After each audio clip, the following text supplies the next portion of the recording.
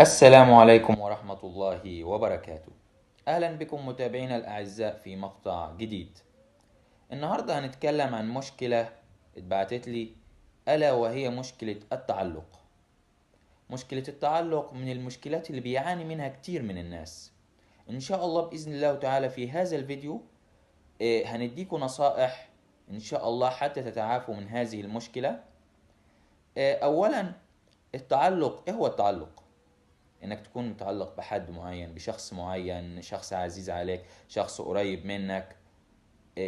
فجأة ممكن يكون بعد، ممكن مش عارف ايه، ممكن حصلت مشكلة بعدتوا عن بعض. تلاقي ان انت مش قادر تكمل.